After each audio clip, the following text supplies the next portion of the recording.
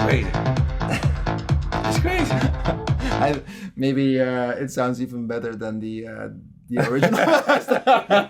But it's gonna hurt my ego. Crazy. It's gonna hurt my ego. Hi, I'm David Guetta, Hey, it's Nicky Romero. and we're gonna master a track using our new plugin, Faster Master. So we have the project of a pre-master here of Shout, which we worked on not too long ago, and we have the Faster Master plugin right here. The idea is the plugin is going to listen to the song first. So we go to the loud part. Let's do it. Let's do it. Okay, here we go. It shows a quick message that the volume, the levels will change with 12.5 dB, which is a lot. Normally you're like, okay, I need to put the volume down, otherwise you're gonna be unhappy with the volume. And now I think it's great that whenever we open the plugin, we do the analysis of the record, so the plugin knows what key it's in, it knows the speed, it knows the peaks, it knows the transients, and it will throw a few presets. And it gives you a couple of smart presets where the plugin thinks it does the best job on this record. So let's just click a few and see what the different sounding curves are. So we have, for example, ethereal and glossy, modern and refined, versatile and dark,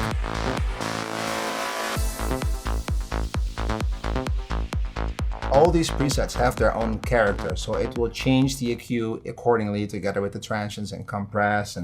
But these are presets that the plugin comes up with based upon what you feed it into it. So based upon the record that we just analyzed called Shout. I think what was interesting when we worked on this was to compare your original master with that requires 15 years of knowledge. 15 years of trying. And all those plugins and studying it, and that we got to 95% close to the end result. Just by doing it itself. Yeah. So that's pretty incredible. And it also took a long time to get the master sounding the way it did eventually. Remember that we sent the master back and forth many times. Yes. You had a lot of the sub bass that you wanted to add, and then I had to work that into the master and I send it back. So we spent a lot of time to get it sounding as good as I think it does right now. Then we also have all the different styles that you can reference. So we could also say like, okay, electronic, clean and pure, and then it's like a little more air. Basically, I think that usually the plugin knows what it's doing. 100%. And but maybe better than us. And my experience with it was that, for me at least, it was best to take what the plugin is proposing and maybe correct a little bit. I think what's important is if you're doing mastering, you're gonna have to use many plugins. And the idea of this is we take things in order. Actually, the plugin does it for you. So the first thing is to EQ, and you see that it's proposing what the plugin feels is the best EQ possible. Then there's the transients, would be like the attack of different sounds, and we can modify all of it, of course. So EQ, I could say, you think that you need less, okay, but let's put a little bit more. Or like a transient, if you want more, you just need to move it like that. This is gonna give you more punch, this is gonna give you less punch. Compression, stereo, and the limiter, which really is defining how loud we want it to be. So really, you have all in one, and it does it all for you, and then you can listen and do the little changes that you think are necessary or not. What also is a great feature, but I think that Faster Master has is whenever you're happy with the EQ part, you don't want to change the EQ part, you can lock it here by clicking on the top. Like this way, it locks the settings on the EQ, and whenever I go to a different preset now, it will only change the other sections, like transients, compress, really cool. Stereo, where we get to later. But you can also lock certain parts without losing the curve you just made. Which I thought was really helpful. I remember insisting on that because there's one thing is it's so basic, but it's stupid. But like every time you use any plugin, the fact that it changes the volume influences us so much, because basically the louder it is, the best you're gonna think it sounds like. The fatter it will become. I learned over the years. Yeah, but it's actually bullshit. True. Like, you want to be able to compare for what it is, meaning that it's at the same volume and everything is volume matched. Because otherwise, this is what I see with let's say beginners. They tend to always do anything that is gonna make it sound louder. Without being necessarily better. Every move you're gonna make on any of the EQ, the transient, the compression, anything is always gonna be level match. So it's honest. Which I think is really important, because especially if I look at myself when I was just started producing, I just wanted my track to sound as loud as possible, and it became like a war online. Also, we were part of that generation. Everybody wanted to have the loudest master. Which I remember that. It makes no sense, because eventually you play your track out on a live stage and they have a great sounding PA with probably a live engineer that's still correcting things. So it makes no sense to only get it louder. So you want to have loudness compared to, your favorite tracks and the ones that you think that sound great live. Oh yeah, by the way, we have that too. We have the references. We can upload a track here and reference it if we want to sound like this track. And then Faster Master is gonna take the track you upload and try to make it sound the same. Yeah, exactly. Obviously, it needs to be a little bit in the same style. Yeah. But you can obviously not compare a pop song to a club record, because it's completely, exactly. Like if unless it's a David Guetta record, because no, but if you take let's say one of the records that you made, let's say 10, 20 years ago. But if you compare, I don't know, like country music or classical music to electronic, then of course it needs to be comparable.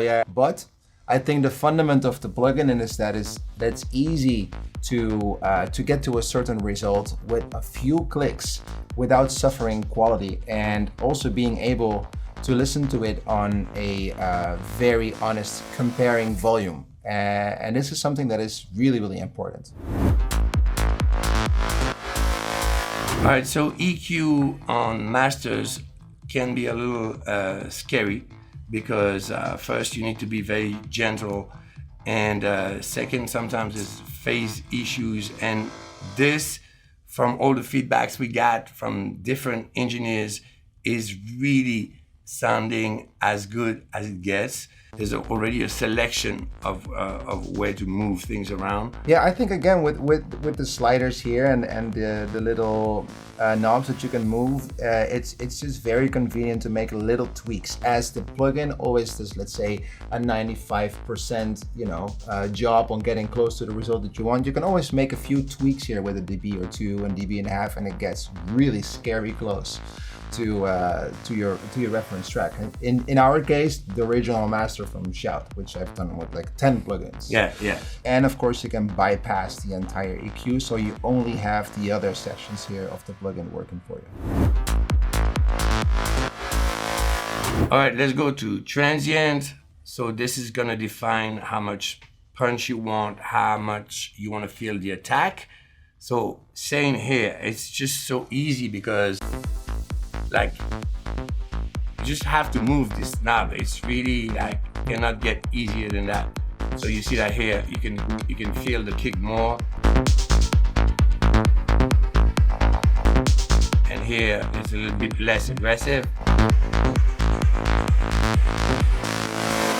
This is a matter of taste. Again, the plugin chooses it for you, but if you do the type of music we want, we like to have a lot of punch in the kick, but maybe if you were doing more housey stuff, you Yeah, really let we spoke about it before. Yeah. This is really, again, so easy. Like we have a light compression now, but we could, squeeze it more. But it's really easy. Like you have 3 options and that's it. I think one thing with the compression here, we have a really cool feature here in the right top, which is sidechain. And this way you can leave out the low frequencies. I believe it was under 250 hertz. It will not take that when you're compressing. So when you're doing dynamic, when you make changes here, it will leave out everything under 250. Yeah, that's true. So the kick and the bass are not gonna muddy up your entire mix. And then we have the stereo field. To be honest, we both have the impression that we kind of always use a little bit the similar tricks. Always. On the way. I think I still use yours, to be honest. On the way we create we retouch the stereo on the master. So basically we put in the plugin what we do, basically. Exactly, yeah. But honestly, I think these days, and I had this conversation, especially with a lot of Dutch DJs. I speak to, let's say, Hardwell, W&W, Martin Garrix, and it's always there's very few plugins that can do very good stereo with imaging. I feel like, I don't know how many you know, but I only know, let's say 2, 3, and then the rest I do on an SSL, like on an actual mixing desk, because that's, to me, still, a result that I cannot get close to with any digital plugins.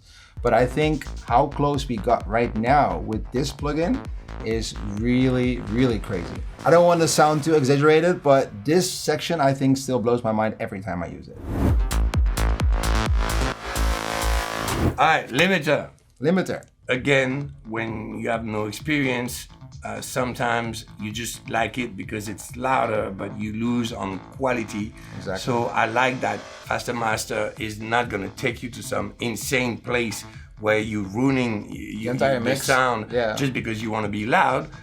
But again, if you choose to do it, you can, and you can also add some drive, which will give you a perception that it's also louder. We're trying to always be reasonable, let's say, and then if you want to be crazy, then that's all you can go crazy. You can go 100% crazy. And I think what we tried after a couple of times of testing the plugin, whenever you use it in combination with other plugins, let's say you have other plugins or for an effect that affects the the loudness, and you want to make sure that it's measured the right way. And whenever you do that, so whenever you have a plugin before Faster Master in your chain that affects the volume, you can always click this button here and it will re-measure the loudness of the record in consideration what the other plugins do. And this way you still have a fair comparison of how loud your record is comparing to others.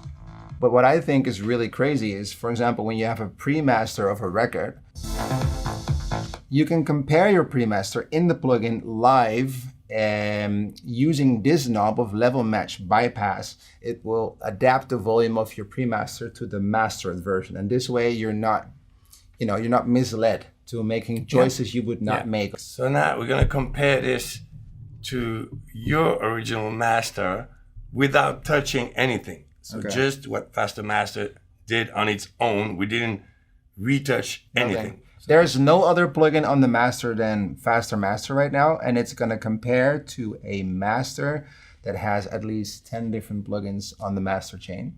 Let's compare it.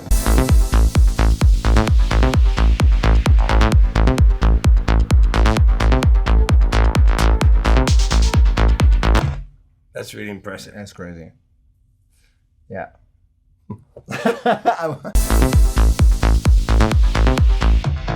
Crazy.